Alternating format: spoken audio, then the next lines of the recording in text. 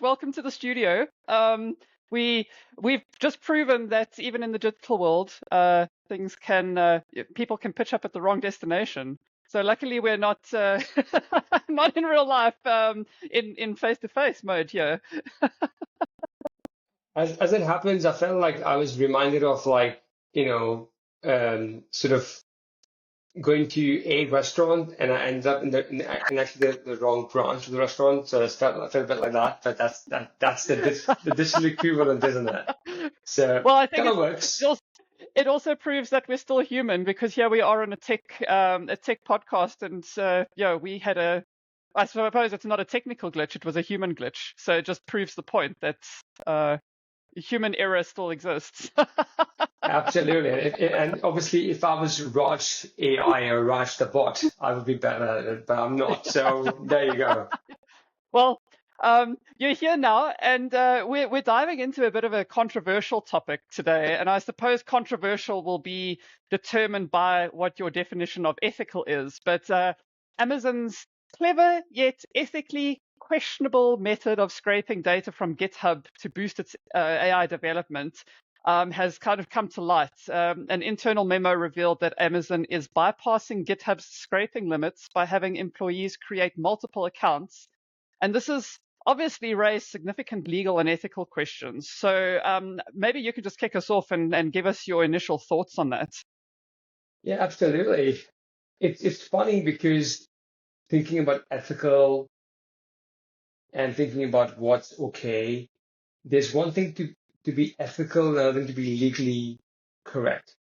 So I think this scenario is really interesting because Amazon wants to get insights for their coding, programming, AI tools. I'm guessing we don't know yet what's it for, but just knowing that they have Code Guru, they have tools to make people program better, find bugs in programming language. They potentially want to up their game with the AI. For that, you need to train. And how do you train? You get very good data. How do you get data from? Well, GitHub, which is a repository of content around code, documentation, etc., could be a great source, but there's a cap. You cannot scrape or download enough data. I think it's 5,000 calls per something per minute or per hour, I would imagine. And that's not sufficient. So what they do, they say, well, listen, employees, you'll sign up for this and you all call and effectively get data out from GitHub. We will then use that data and we will pass it through our AI, teach our AI to understand code better or maybe do documentation better. And yes, that's according to the lawyers, that's absolutely okay. But is that ethical? I'm not too sure about it. I don't know. It's kind of like it's got like you say, legally, you're in the rights, you're within the parameters. But I think the bigger issue here is the ethical concern and the impact that it's going to have on people's trust in big tech companies. Absolutely. At the end of the day, let's call it, there will be a judgment day with AI content. How did you get your content? And they're like, well, we trained it on this source, that source, and the other. On the other hand, OpenAI is actually buying data legally and ethically. They're doing deals. These are costly, time-consuming, but they're making the extra effort. If you were to go and audit OpenAI, they have an answer to the questions. But if you start to do stuff in a way which is not ethical, as you rightly mentioned, it will lead to people not trusting big tech companies and how they source data. I feel they should have just gone to GitHub and said, we'll just buy data off you. We'll do a deal with you. It'll cost us millions, but it's worth it because then we have the data. It's done ethically, and we can all grow together. And that is only fair in my eyes. It's kind of a parallel to how people are actually using generative AI at the moment to create content. Some people are just kind of copy and pasting it off of ChatGPT or Claude and claiming it's their own work, whereas other people are using those tools as a generation kind of to generate ideas and that kind of thing, and still editing and still putting of themselves into the work. So while you're technically the author of both pieces, the one that you're actually editing once it's been generated, or taking it a step further from a human perspective, is ethically more correct if you're going to pass something off as your own work. Absolutely. I think these disclaimers, these sources, what's been done, will become a very important part of AI eventually. Eventually, we will be talking about where the data come from for training. When we put the content we generate using AI, we tell people about it. I believe this is a very important next step of maturity of using AI tools and to train them in the first place. But at this point in time, people don't care because it's the early days. Early adopters are doing their thing and they can break rules and say sorry at the end of it. But at some point, we will change it. And why is that important for us?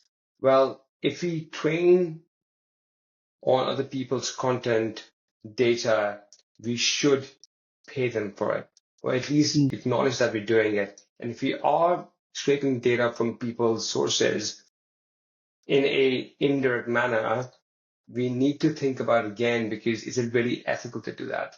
GitHub should be compensated for it, in my opinion. And I do believe Amazon has the money to pay for it. Yeah. Now, there's kind of like an even further ripple that this is going to potentially have an impact on, and this is the effect it could have on the open source community and their willingness to share code. Do you think that this particular case is going to set a precedent, and the open source community is potentially not going to be happy to share as much as they have in the past because of what's just happened? The short answer is yes. It will cause commotion not only in open source, but also people who have their data available online generously. For example, Twitter. At some point, a few months back, Twitter, now called X, started to have a cap on how much data you can consume. So you can scrape that for training AI, simply because they don't want people to go and use it. Similarly, Reddit and other tools which have a plethora of data and insights which are painstakingly put by the users, will put a cap on these numbers. They should have a legal notice which says that you cannot use this data for AI training unless you pay us for it. So that should happen at some point. And again, this is the early days of AI, and ethical AI is still something which is emerging. Eventually, we will have better rules. I mean, for example, today we have better rules about using people's images. Before we generate images using AI, when we took data or images out of Shutterstock, we'll acknowledge that's from Shutterstock. We'll pay Shutterstock money for that image, for example. And that's Yeah. going to happen eventually as well, as we get better with sourcing information for different purposes. Yeah. Now, until that happens, because I mean that's going to still be that's still a while away. We're still kind of building up to these things, and like you say, if these tech companies are trying to bypass, and it's legal, it's like in the legal gray area. It's legal, but it's not ethical, etc., etc. So, as a walkaway point, informed by what's just happened with Amazon and GitHub, what are some practical steps that developers and tech enthusiasts can take to protect their projects and their personal data while still contributing to open source communities? Is there anything that we can do on like an individual level, perhaps? Well, one thing is certainly have a legal clause talking about what's possible and what's not possible with that data. Thinking about plans or ideas of how can you share your data or content with other people. Number three, I believe it's going to be sorted out by itself. At some point, we will see that both parties are going to respect each other's data and how they source it, and will acknowledge and pay people for it. Till then, I feel it's a bit of a hard one, but it's not impossible. So it's important that people compensate. And I think the responsibility lies on the people who are actually buying data as well. Or if they're not buying data, they should be buying data because it's not great to do that in the way Amazon did it. It's going to cause more challenges. And as I mentioned, Amazon does have the money to pay for it. So maybe it's worth doing it. Or on all, these are early stage challenges with any technology. It's happened before with literally every tech. It's a growing pain which will be solved eventually, but let's try to be more ethical about data sourcing and content sourcing for AI. Yeah, awesome. Listeners, viewers, we'd love to hear your thoughts. How do you feel about big tech companies using creative methods to access data from platforms like GitHub? Do you think the benefits of AI development outweigh the potential privacy concerns? Pop us a note in the comments, pop us a DM. We'd love to hear from you. And yeah, that's all from us for this episode. Thanks as always for joining us. Don't forget to subscribe. And yeah, thanks, Raj. Short and sweet, and thanks for that takeaway point. Very, very interesting and constructive, I think. Thank you, Megan. Really appreciate it.